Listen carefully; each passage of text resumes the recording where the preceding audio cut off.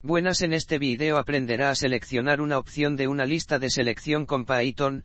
Los pasos son: 1. Abrir la página web donde se encuentre la lista de selección deseada, y 2. Escoger la opción que desee. Como resultado final, debe verse el texto seleccionado. Ahora, vamos con el código.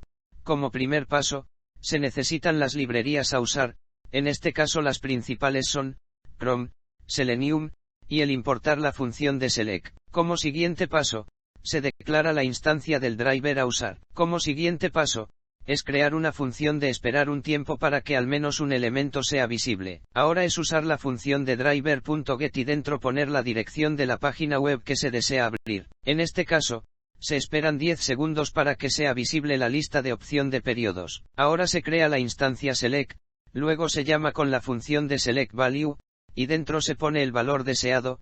En este caso, los valores de la lista van del 1 al 4, y yo escogí 2, ya como paso final se tiene una función de timesleep para que pueda ver que funciona. Una vez que se hizo la función, se cierra el navegador, y con ello la ejecución.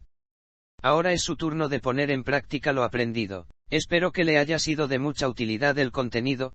Por favor suscríbase al canal para estar pendiente de nuevo contenido, dele me gusta y comparta.